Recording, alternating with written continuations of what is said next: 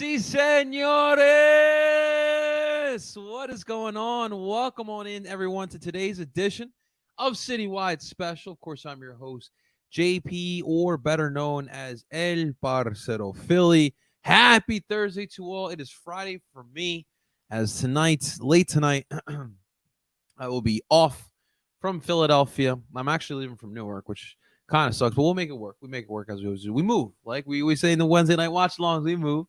I'll be headed to Austin, Texas. My first time ever in this state of Texas, like actually venturing throughout Texas. I've been to the airport of Dallas to go to Colombia, but I've never been in Texas actually physically wandering and driving in Texas, but I'm heading to Austin. I'm excited. I don't know what to expect. I'm just hoping for the best, never expecting the worst. So I'm just truly excited. So we'll be gone for a couple of days, but we got to get the episode in here today. We'll look ahead. Today we're gonna look at yesterday's match for the Union. We're gonna look at LAFC Saturday for the boys in blue.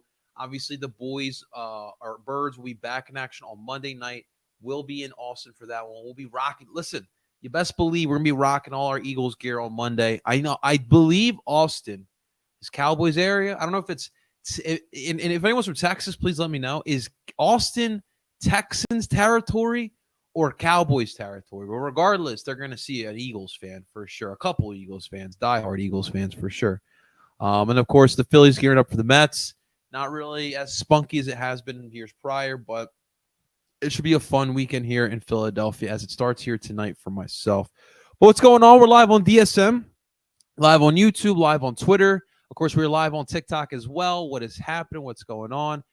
TikTok, do me solid. Snap here. Keep smashing that screen away. Let's get some more fans in the building. If you're watching live here on YouTube, do me solid. Hit that like button. I would truly, truly appreciate that here today. Awesome stuff. All right, let's get into our Citywide Special. Today's Citywide Special today, ladies and gentlemen, we're back on the hooch. Back on Tennessee Whiskey. It's the only song that I know that's not reggaeton or rap. I promise you. I don't even know the words of the song. I don't know the song. This is Tennessee Whiskey. I've heard Tennessee Whiskey so many times down Brigantine, and I still don't know the words. That's how tired I am. Tennessee Whiskey. That's all I'll do. That's all I'll do. So the shot today, it is Kirkland's Tennessee Whiskey. We got the hand. Dude, this bad boy's lasted me almost a year now. And dude, you see how much I've had of it? And I'm a whiskey guy. I'm more of a winter whiskey guy. I don't really drink it in any other season that's not winter. I don't drink it in the fall, really. I don't drink it in the summer, especially. I don't really drink it in the spring either. It's mostly a winter type of beverage for myself. And then, of course, today we have one of my favorites. This is from Bonesaw Brewery right here in South Jersey. Glassboro and Jay, stand the fuck up. Where my Corey Clemens at. So this is the Pump Queen. This is one of my favorite beers, simply because if you go to Bonesaw, which is right down the street from the Rowan campus at Rowan University, they actually give you a plastic cup. They give you a rim around that's brown sugar and cinnamon. And then with this beer, it's crack. It's literal crack. I'll drink like 3 of those in 20 minutes. It's like 16-ounce cups too. It's not a lot. But, I mean, it's so tasty that my guy, I'm like, an hour in, I'm already had a 6-pack. and I got to get a ride back home. But that's today's Citywide Special. We got the Tennessee Whiskey and our Bonesaw Pump Queen. Motorboat on YouTube. Salute. Motorboat on TikTok. Salute. Let's get it going. Wow. First whiskey of the year. Yikes. All right. Well, listen. That's it for the show. No, I'm just kidding, guys. I'm kidding. All right. Let's dive into today as we usually do. Poll of the day. And if you guys are interested, you guys are more than welcome to participate in today's poll of the day. This is on my Twitter account. Link to that is in the link tree. It's in my bio. You guys can more than welcome to participate. So today's poll question of the day, what we're looking for. All right, like I mentioned, we're going on vacation. We're heading to Austin tonight. I'll be back on Tuesday afternoon. By that time period, the Union will have already played LAFC. The Birds will already have played the Bucks. And the Phillies will have gotten done a series against the Mets, and they'll be playing their first game against the Pirates when I get back. When I get back, who will be in the best possible position by next Tuesday. Literally this time, maybe 2 hours from now, next Tuesday. All right. So far we do have 9 votes. Sorry, we have 5 votes. So I put this on right before. So if you guys want to vote, would love to hear you guys. Right now, with 5 votes, 80% of the votes believe the Birds will be in the best possible position, followed by 20% from the Phils, and no votes so far for the Philadelphia Union. I'm sorry, we have 7 votes now. 85.7% Birds, 14.3% Phils, 0% with the Union. It's interesting. I guess the Eagles still just started, so people are still a little feel good about them. Although I have heard a lot of negative about the Birds, but overall, people should feel positive about that. And they are leading the way so far. Again, this is on my Twitter account. You guys are more than welcome to participate. Follow me at Parcero Philly. Link in the link tree bio. Definitely participate. Definitely let us know. What's up, Beth? What's going on, girl? How we feeling? Keep dropping your comments in the comment section. Smash that screen away. The comment sections are open here on YouTube as well. I'm excited to hear your questions. Any questions, please drop them in there, Beth. It's good seeing you, girl. I appreciate it. Thank you so much, guys, for tuning on in. I appreciate that. Keep tapping that screen away, TikTok. Keep dropping your questions. Guys, we're Philly sports centric, but please, if you guys have NFL, NBA, NHL, MLB, MLS questions in relation, please drop them in there. You got life questions. I'm down a little. You want to talk some hip hop? I'm down to talk a little debates on hip hop. Give me your top 5 MCs of all time. I haven't talked hip hop in a while. But for right now, let's get into. I want to start off today. Since we're not going to be here tomorrow, I want to look at the NFL matchups here this week, and I want to go over wins and losses here. All right, so let's start off like we've done this before last year. If you guys were part of Wayne Philly Sports, we're doing something a little bit similar here. But here we go. Our first matchup this weekend starts tonight against the Giants and the Niners. I believe this one is in San Francisco. That's right, San Francisco, Levi Stadium. I like the Niners in this one, although I do think that the 49ers are a little bit of frauds. But hey, we all know that we can't say that to Niners fans, that's for sure. But I got the Niners over the Giants. I just lost my place here. All right, Sunday 1:00, first game, Colts versus Ravens. Give me the Ravens on that one. Titans and Browns. Oof, give me the Titans. I think Browns have lost too much there. Denver versus Miami. Give me Miami. Denver's a mess, dude. Jets versus Patriots. Give me the Pats. I like the Pats getting their first win there against the 1-1 Jets. Bills versus Commanders. I like the Bills in this one. Give me Buffalo over Commanders, although Buffalo hasn't been as dominant this year as we thought they would. Atlanta versus the Lions. Give me the Falcons, who, by the way, are 2-0 on the season, looking to go 3-0. I like the Falcons over the Lions. The Saints and Packers. Give me the Saints. I like the Saints in that one. We got the Texans versus the Jags. Give me the Jags. Tough loss last week against Andy Reid and the boys. We got I was going to say the Clippers. I swear to God, I was going to say the Clippers. It's so funny. Chargers versus the Vikings. I like the Chargers to get their first win. And this is a big one because this is 2 0-2 teams.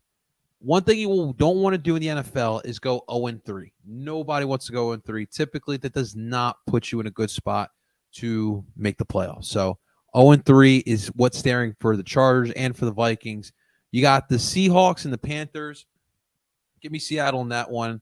I heard Bryce Young may not play in that one as well, so that's going to be huge. If he's not available.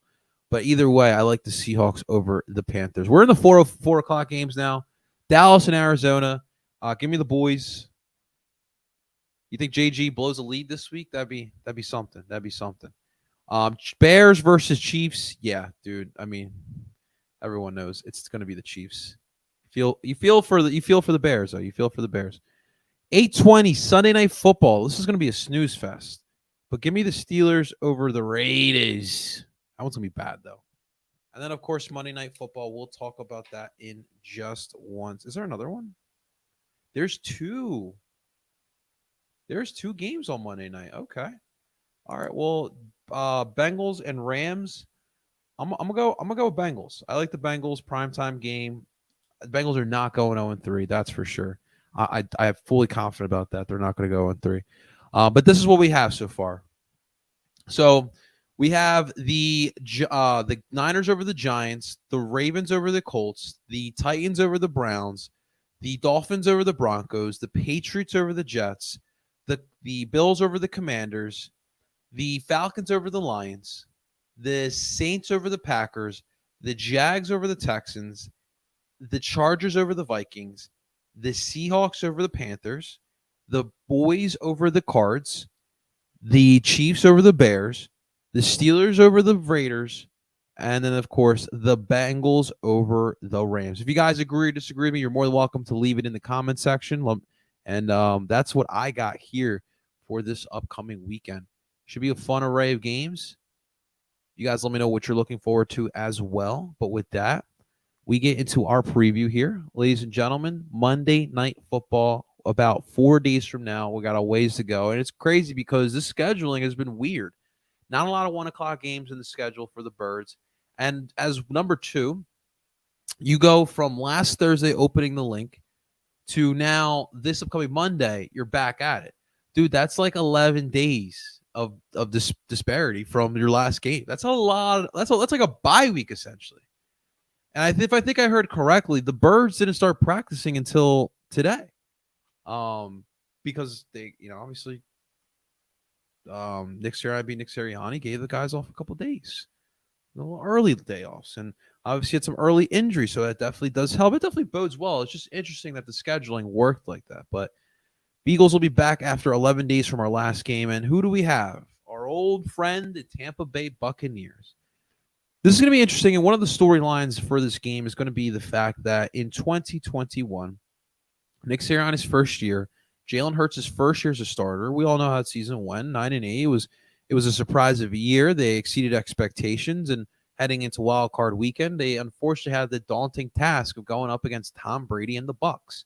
And what happened was as expected.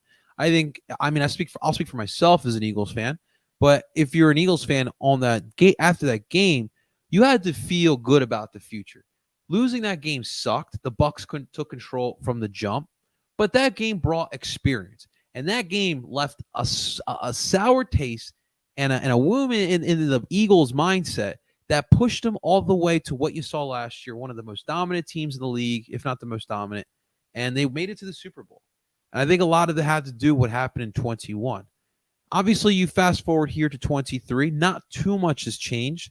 The Bucs roster is still pretty talented despite not having Tom Brady, but in comes now what is like a journeyman starting quarterback. I mean, Baker Mayfield goes from the Browns to the Rams to the Panthers. It's been a wild ride for Baker Mayfield, and he now winds up here with the Bucs, and he's got himself a good situation. He's got a good team around him. Doesn't have to do too much, and just like in 2021 when they won their first playoff game, not a lot that Baker needs to do here in order to get the win. However, though, it's different because the Eagles are a much different team. But I want to start today with this matchup. I want to look at the Eagles offense versus the Bucs defense. And you're going to hear a lot of referencing to 2021 because I know we played them I know it's been a while since we played them in 2021, but a lot has changed. Todd Bowles is one of the constants here for the Bucs as well. In 21 in that playoff game, he had a fantastic game plan, and he eliminated the running routes here for Jalen Hurts to run through.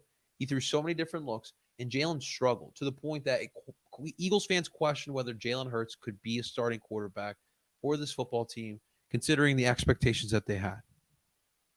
Todd Bowles is still here, and I think that this matchup, the Eagles offense versus the Bucs defense, is going to be the most important matchup of this game, because I think in general this is the two best units on the field, and the Bucs defense really has been dictating the first two games for the Bucs, the Vikings and the Bears game.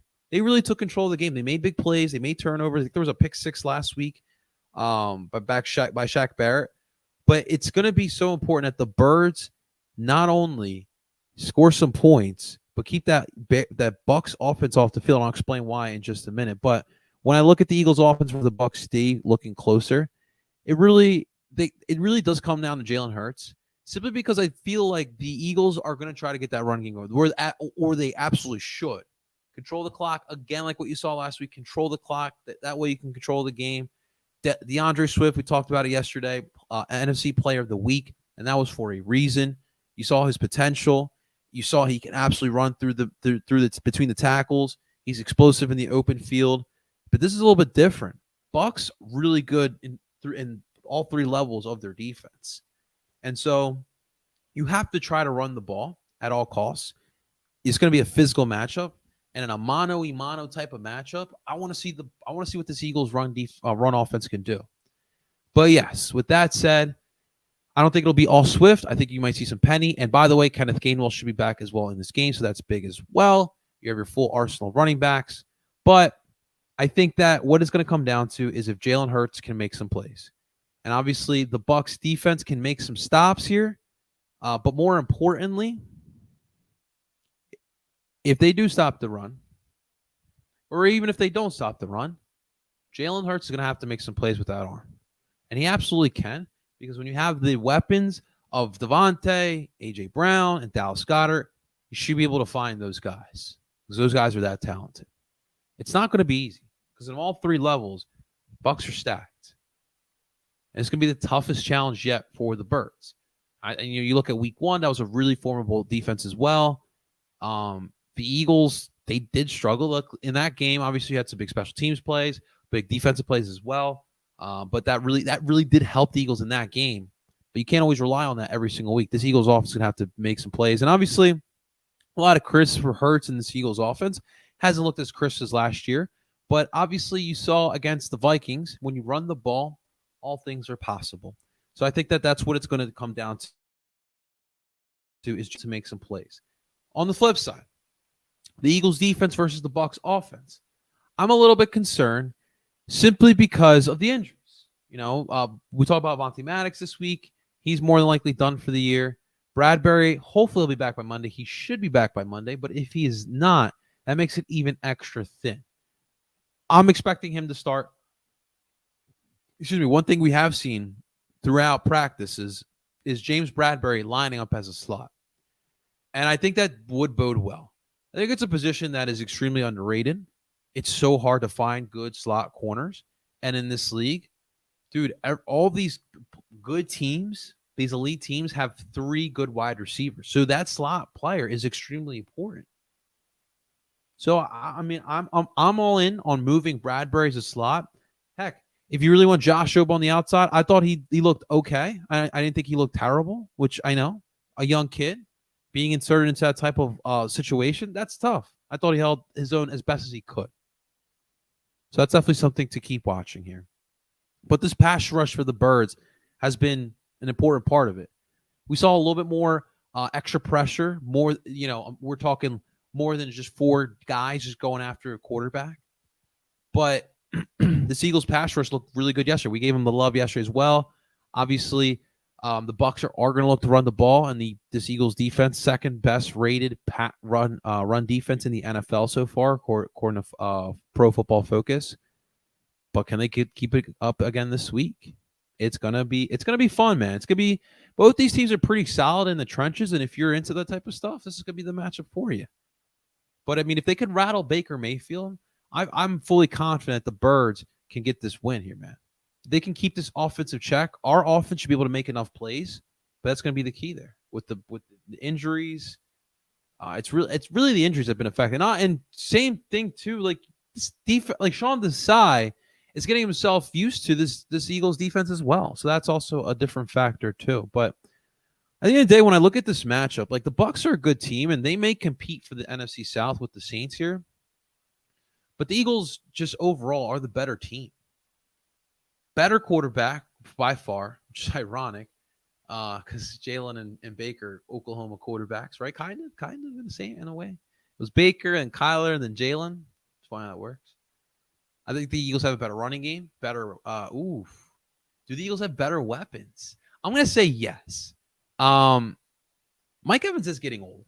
He is. He still looks good, but I would have to go AJ Brown over Mike Evans. If we're talking maybe like 2 years ago, maybe I would have said Mike Evans over AJ Brown. But at this point of his career, I'm going AJ over Mike Evans. Devontae Smith and Chris Godwin, again, two really good corners, two really good wide receivers. Dude, that's up for debate. Obviously, I'm going to go bias on this one, and I'm going to go Devontae over Chris Godwin. And we have the better tight end and Dallas Goedert, and that's been proven here. Better offensive line, better running back group, better coach. Todd Bowles is a great defensive coach, but he's been exposed before in this league, so it should be a lot of fun. You guys can throw your predictions in the comment section. I personally believe that the Birds will win. I think it'll be a low scoring one. I think it'll be like a 20-17 type of win here for the Birds. And it's going to come down it's going to be a slim margin of error, guys. You got to take care of the ball. Try to turn over that ball. Control this game. Try your best to control this game, but it's going to be a physical one. There's going to be a lot of bruises on Tuesday morning. I truly expect that, man. Truly expect that. Hopefully not for me, man, because obviously I'm going to be in Cowboys. I'm thinking I'm going to be in Cowboys Nation, but we'll see, man. We'll see. I'll definitely be rocking the Birds hard. We'll be doing the EAGLES down 6th Street. Y'all already know. What's up, Jason? What's going on, bro? It's good seeing you here, buddy. How we feeling, man? Vic Reyes, what's going on? We will see you guys on Monday night. Vic Reyes. Hey, listen, Vic, we're being honest. We're being brutally honest here, man. At the end of the day, Eagles do have better talent overall, but that doesn't mean it's a guaranteed win. Nothing's guaranteed here in this league. But when you look on paper, I mean, are you going to be able to stop these weapons? You may be able to slow down this running game. You're not going to stop it.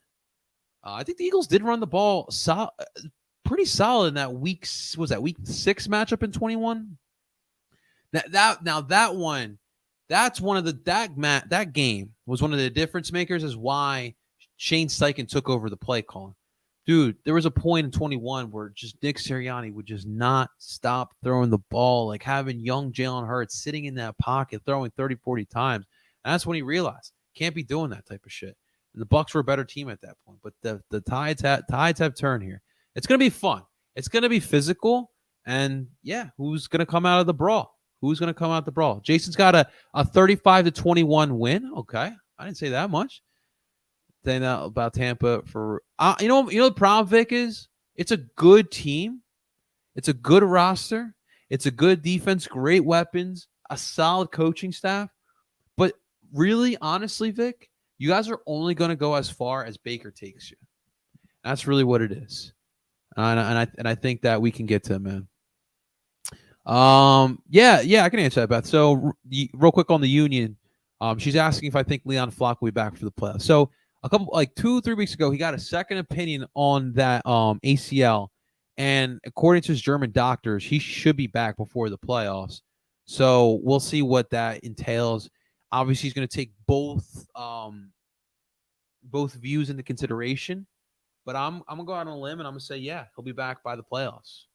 Really don't need him here in the regular season, just here by the playoffs. Obviously, would like him here in the regular season because depth has been a problem, but for sure. Ian's got 31-21 Birds. Okay, Ian, a little 10-point swing. I wonder what uniforms we wear because it's a primetime game. It's early on too.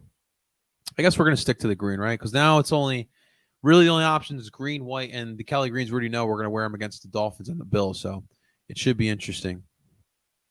Vic Reyes, we actually went to the Super Bowl and won the Super Bowl. Yes, with Tom Brady. What did you guys do? We lost that year. You actually lost that Super Bowl, didn't you? No, wait. You guys, no. You guys won in 20. We're talking about 21. In 21, you guys lost to the Rams in the second round. We lost to you guys in that first round. So, I don't think I was talking smack about that year. I'm talking about more so this year. I really wasn't talking smack either. But hey, I get it, man. I get it. Nobody wants to hear them talk about their teams. It's not them. I get that. But let's talk about our soccer team real quick because Beth got me into it. Beth got me here. Real quick, last night, first off, thank you so much whoever tuned in last night. I really do appreciate that. We had a lot of fun over those 2 hours. Are we on the road, Ian? I thought we were at home. I can double check though.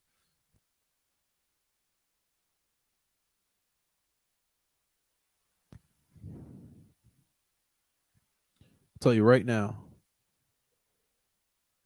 Yes, we're on the road. Oh my God, we're back in Tampa, dude. Tampa does not bring good memories for me. Or does it? I think of actually, it's not bad. The last time we were in Tampa, though, that was not fun. Obviously, I'm talking about before the playoff game in 21. So in 2018, it was like a week 2 or week 3 matchup. We actually went down to Tampa. Ryan Fitzpatrick was the quarterback. Carson Wentz was trying to come back from his injury. And dude, Deshaun Jackson tore us up again. Dude, we should have never cut him. And we lost. That was a little bit of a surprise, a little bit of a shocker losing to that one. But I guess it hasn't been too bad. I think of the Nick Foles game in 2013.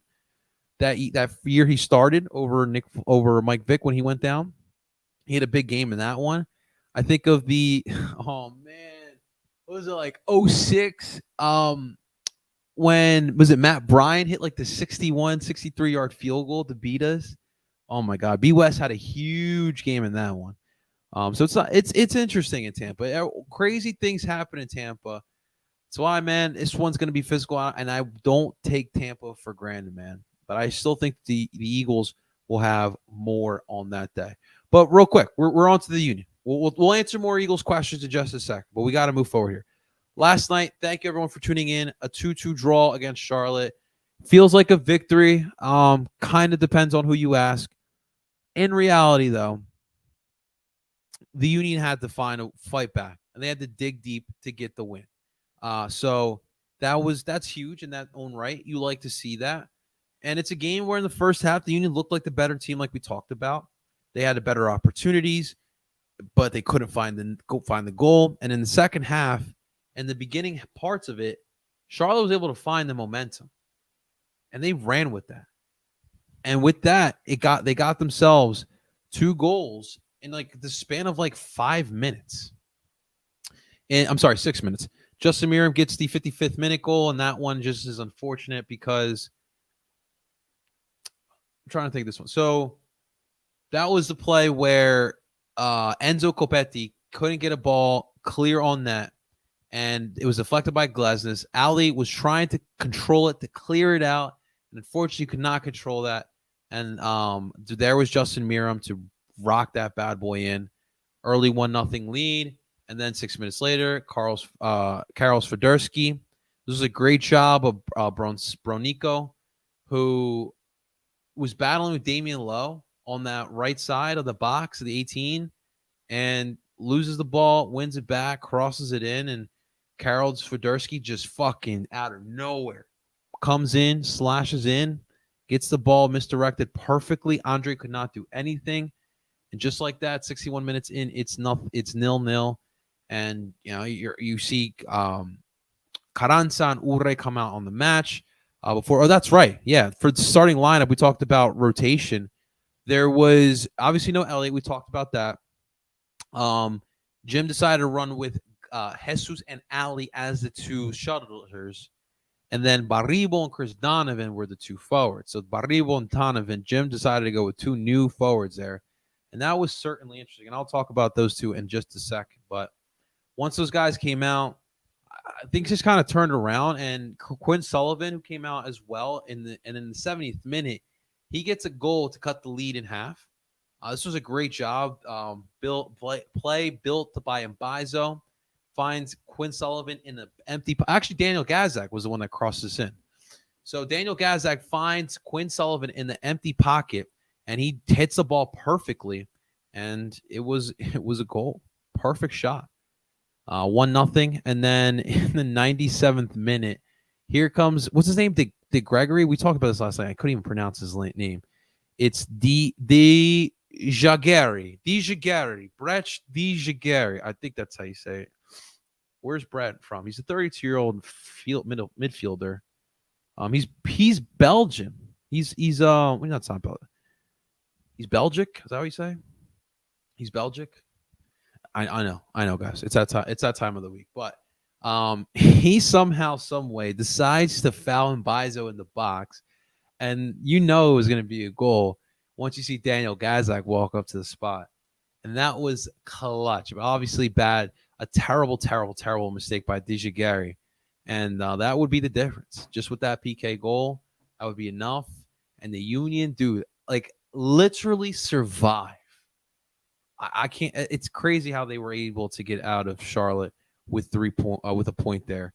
But I mean, look, it shouldn't have come to that. In the end of the day, and you look at that 6 minute span where they scored the goals. The Miram goal, it's unfortunate, right? Like that's Ali most times gets rid of that, and Andre really couldn't do much more there. And then the second goal, like there's just a lack of communication. Guys just people watching, and that's just super frustrating as a fan. And it's just uncharacteristic mistakes. And the only thing you can chalk it up to is the fact that these guys are tired. These guys are fatigued. These guys are digging deep and trying to go all out, and it's hard. Dude, Glezes has now 101 straight appearances, man. That's an incredible stat, but dude, it's a lot of soccer he's playing. To play at a high level like that, I mean, come on. How many times do we have to sit in front of this camera and criticize Mbaizo for not communicating? The minute you see Swiderski just fucking running and booking and slashing in, dude, say something. He still doesn't get it. And at least Gleznes there to try to fend on Swiderski last minute while he's looking everywhere. You got to help each other out. And the depth is still a problem. So because of rotation, you started with Chris Donovan and Ty Barriba as your two forwards. Our boy Mike Thomas, who if you guys don't follow on Twitter, he had an interesting point, which I don't have time to look up right now, his tweet, but pretty much saying that he believes that Chris Donovan has improved. But like Chris Donovan has improved. Let's get that way. Chris Donovan has improved from last year. But is it good enough to start in this league? Is it good enough to get consistent minutes in this league? I personally don't think so. Chris Donovan went from a college player who now is a borderline MLS reserve / USL player, second division, because obviously, I guess, because he plays for MLS next as well. So I guess that's what you could say. But, I mean, I don't know what the ceiling is for Chris Donovan. Obviously, he works his butt off. He's a Philly kid. We all love that. But he lacks that technical ability. I mean, he had a couple opportunities yesterday. Obviously, he had the best opportunity in the first half with that header and just hit the post there. But, when you're in there, you're lucky if he scores an easy goal. And Ty Barriba, I want everyone to understand, Ty Barriba just had his first start last night. That was his first MLS start. I thought he looked fine for his first MLS start.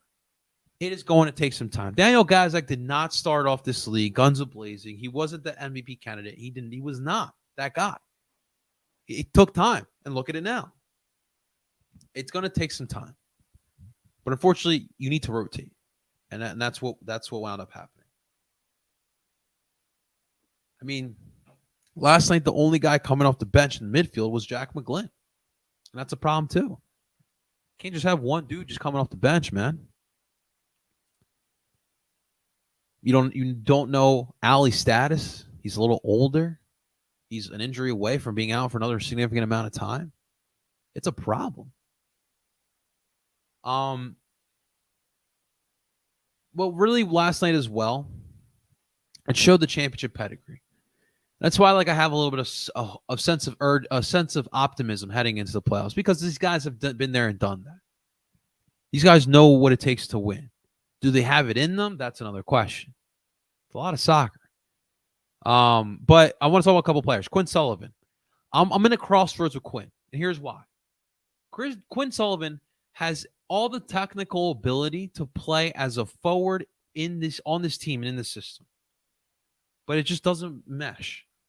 And I feel like when he plays more as a midfielder, as a shuttler, he finds those pockets that he likes, and he likes to take those long shots.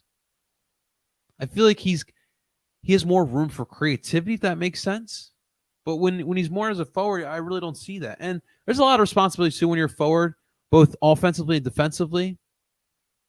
And I think that when you're Quinn Sullivan, you can focus more on attack when you're playing as a midfielder, and Bueno doesn't mind playing either or. And that's when you saw that goal. And it's just like an anomaly. Like Quinn Sullivan to me is best suited in a 4-3-3. A free-flowing type of play. A play where he could play as a winger, which I think he's very effective as. He could play as one of those Shudler midfielders where those guys can kind of intervene and play as like an attacking guy, attacking midfielder, as a central attacking midfielder. He needs more freedom. And unfortunately, we just don't do that. We really don't. Counterattacking is different than a free-flowing system. Everyone's got their own spaces, their own positioning to worry about. And there's zones that they have to follow. 4-3-3, it's a little bit more free-flowing. So that's what I personally believe with Quinn Sullivan. We'll see, man. We'll see. Damian Lowe, again, the inconsistency. And then I don't know if anyone saw yesterday, someone commented under the starting lineup on Twitter for the Union account, why is Damian Lowe starting? He pretty much said that he sucked. And then Damian Lowe decided after the game to go under the team's Twitter comment and quote tweet it and comment back and told this guy to essentially eat a bunch of dicks. But he said sausages, to be politely. But we know what he was trying to say. Dude, that's spicy. That's curry spicy. I mean, look, I'm all about allowing your haters to be your greatest motivators. Trust me, that's the reason why I'm still doing this to this day. But my God, you don't tweet that out under your own team's fucking comments. It's not a good look, my G. It's not a good look. Look, I've been critical of Damian Lowe. I feel like I've been fair as well towards Damian Lowe's criticisms. At the end of the day, Damian just does way too much out there. Keep it simple, short, and stupid, brother. He just doesn't do that. He's got the athletic ability, but I think it's just a little bit too much up here. Instead of just allowing yourself to play the game. And I think that's the problem. But I mean, you cannot be talking like that. You cannot be talking like that. So a 2-2 draw. We move on to LAFC, which honestly, it's going to be a fun matchup here. Subaru Park should be rocking. I expect you guys to be rocking. It's still a solid team, but these guys are running into the same problems that we are, and that's what is going to bode well for the Union tomorrow night. Saturday night.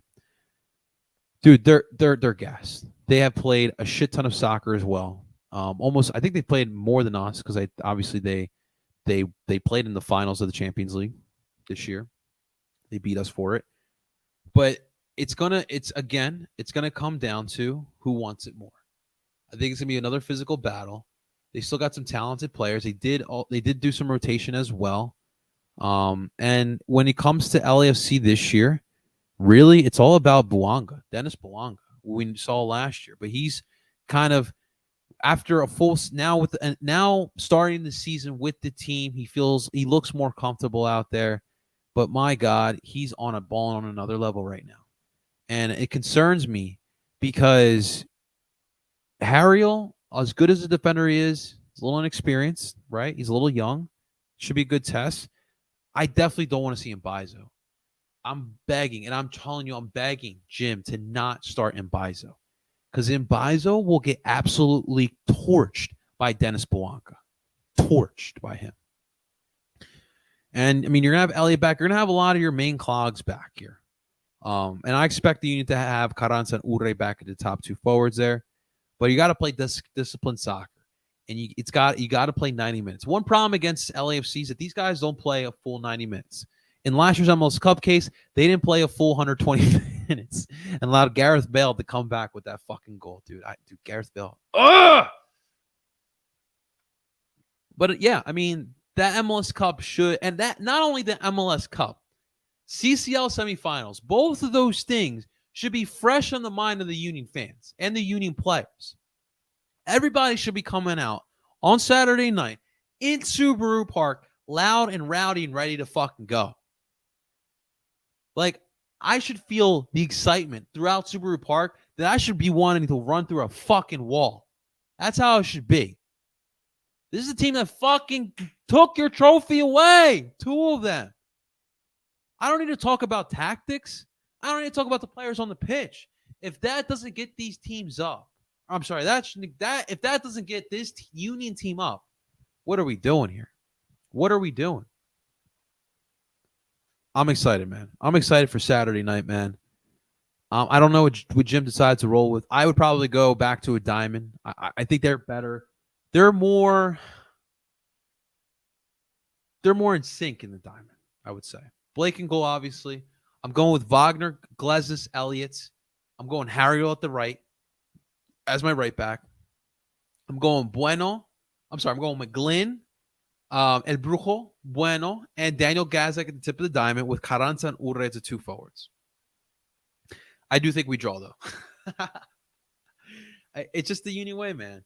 Dude, like, you look at, like, even the CCL semifinals, the first leg in Chester, they had the lead, and then LAFC gets the late goal, man. That's just LAFC. That's literally LAFC. And we're going to have to see if they can bounce back, man. But geez Louise, LAFC. Love Union still go in the playoffs. Let's go, man. We'll be there. That's right. The Union last night's draw, and then getting some favors by DC, and by who was the other one? It was DC and Columbus, I want to say. That allowed the Union to clinch their playoff spot. So Union again for the 6th straight season will be in the MLS Cup playoffs. That's a big thing. That's a big deal. I know we're frustrated with this team. But to make the playoffs 6 straight seasons, that's truly impressive, guys. Truly impressive. This was an organization that from 2010 through 2017, it was just a dysfunction mess, man. You had nice moments like in 2011. They were the best in 2011. But other than that, man, it was rough. It was absolutely rough. So 6 straight playoff appearances. That's phenomenal, man. Dude, I'm fucking great, Jason. I'm blessed, man. I can't complain. It's a beautiful day. I'm ready for Texas. Texas is hot right now. I'm not like I like the fall weather to an extent. Like I don't mind it too much, but dude, I love summer. I love the heat. I love being in warm weather. I love wearing shorts, and sneakers and t-shirts and tank tops and no shirts. You know, I love that. I love being in the sun. I love being in the water. It's fun, man. I'm heading to late tonight, early tomorrow morning. So I have to go to Newark. So I'll be in Texas tomorrow. Hopefully by tomorrow afternoon, I will be in Texas. What's up right now? I'll be in Austin. Just Austin, though. I'm just going to stay in Austin. What's up right now? What's going on? We are planning on going to Galaxy versus Austin FC.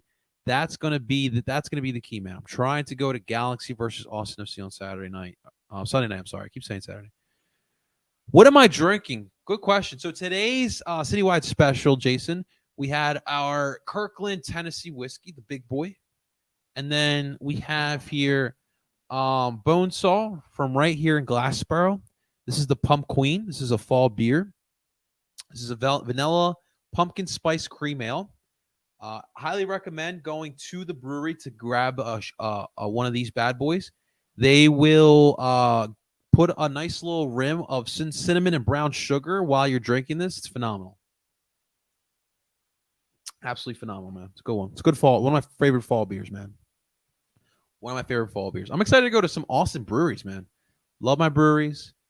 Definitely want to check that out. Maybe I'll bring some beers. It's gonna be tough to do that, but we'll see. We will see. Beth. Okay, so Vic was mad about the Buck. Okay. Yeah, so basically we got the same team at the Super Bowl, so we'll see on Monday. Yes, Vic, but the quarterback position is kind of an important position in this league. If you trust Baker Mayfield, kudos on you, but he still has to prove it. But it's still, yeah, like I said, it's still a good team. I think the midfield did a little bit better when they saw McGlynn. I was a little bit worried. So what we had, I mean, the thing is that the Union did a good job of allowing Charlotte to attack. They sat back and then they hit them on the counterattack. What Jack brings is an ability to break down midfields and backlines with his long ball and his vision. And that's what he's really, really good at doing. And that's why he's important. He brings a different dynamic to his team, especially when they're needing something in the attack. So That's what the beauty of McGlynn is. Carranza, Sullivan, and Ure. Okay, that's right. Those were the subs. I think the team was the Chicago Fire. Yes, it was the Fire. Yes, and what a mess Chicago the Fire are. Yo, can someone like actually fix the Chicago Fire? Like, how do we have a major American sports market like Chicago and they're garbage? Chicago sports are not in a good place right now, right? Gubbies don't look good now. They look good in the summer. Now they look Bears. Well, Blackhawks are rebuilding, but um the Bulls, that's a mess. They're what the Bulls are about to go through is what the Sixers went through late 2000s, early 2010s. About to be mediocre as fuck. John Fairley, do you give fantasy advice? My advice is don't do fantasy. Find other hobbies. Find productive things to do on your Sundays. No, I'm just kidding. Have fun at fantasy. Personally, I don't do much fantasy. I just changed up my lineup. I don't even feel comfortable about that this week.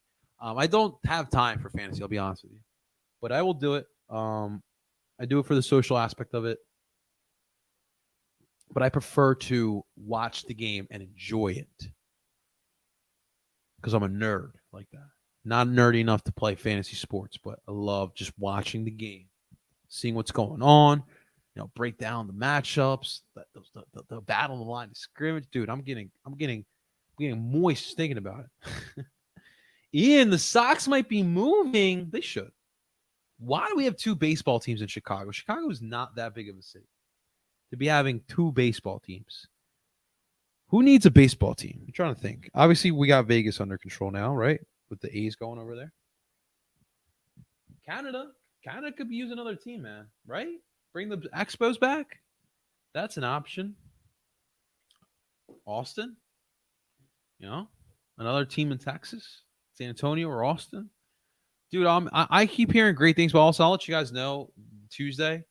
But I mean, like, the NFL tried to go there. The MLS is killing it right now down there. Texas has become a fucking powerhouse down there. So something tells me Austin can take on professional teams. But I digress. Tennessee, Nashville could use a team. Ian, there you go. We're on the same wavelength. Trying to think, dude. Who else can use a team? Utah's a good one to think about. Utah, I like Utah. I would definitely think of Utah as well. What are your thoughts on Phillies Mets series? Sorry if I'm late to this. No, you're good. We were about to talk about that next. I'm excited for it. I don't know what to expect. I haven't watched the Mets this year. They've obviously been bad. The Phillies are coming off of a series win against the Braves. It will be in. I think we're in New York, right? If I'm not mistaken, we're in New York for this one. Let me just double check here. We're on Fox tonight. That's interesting. We're in CBP. We're back at the bank. Should I go tonight? No, I'm just kidding. There you go, Ian. Charlotte. I don't know how I feel about Charlotte, but definitely New Orleans. I mean, New Orleans have proven that they can hold professional teams. It would help if they gave them a good basketball team. I don't know about Portland. No offense, but Portland's a little too hipster for baseball.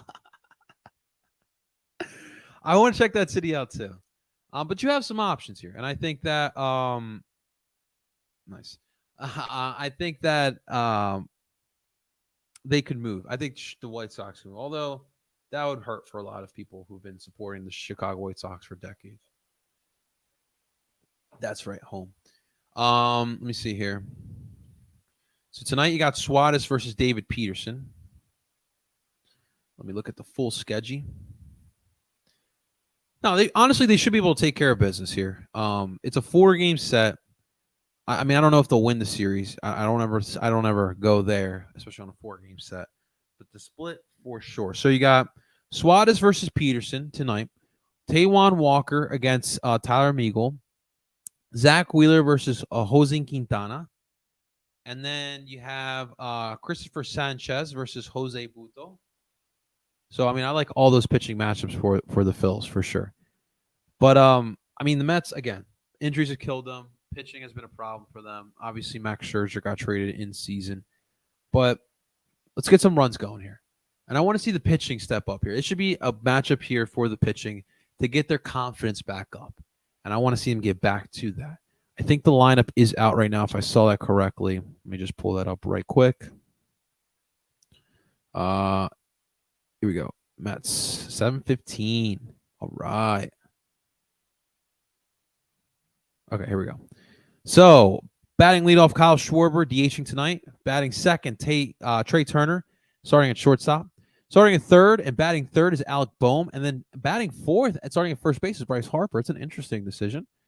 JT Realmuto will be batting fifth and starting at first. Starting at catcher. I'm sorry. Nick Castellanos batting sixth and starting at right field. Bryson Stott starting at second, batting seventh. Johan Rojas batting eighth and starting at center field. And Christian Pache will be batting ninth and starting at left field here. Get the series win tonight against the Mets. No Nola. That's right. Nola started yesterday. Am I mixing up my days? No, Lorenzo started yesterday. Interesting. Oh, that is interesting. Maybe resting up. That was a good last outing by Nola. Hopefully he can bounce back. That was yesterday, actually. Yeah, that was yesterday. So I mean he wouldn't play in this one. Let's go Flyers. All right. How about that? We got a Flyers fan in the building. I like that. We'll talk Flyers when we get back. All right, guys. I got a shit ton of shit to do before I head out to Austin, Texas. Guys, thank you so much. This was a great week of Citywide Special. I really appreciate. I had a lot on my plate this week. To get these episodes out were not easy. To get Citywide or get Wednesday Night Watch Along out was not easy as well. So I truly appreciate any support, any love you guys show. It means the world to me, truly, guys. I'll bring back some souvenirs. But guys, enjoy your weekend. Please be safe. Do me a favor, hit this like button, subscribe for more Philly sports. We'll be back on Tuesday. Until then, enjoy the rest of your weekend. And ladies and gentlemen, as always,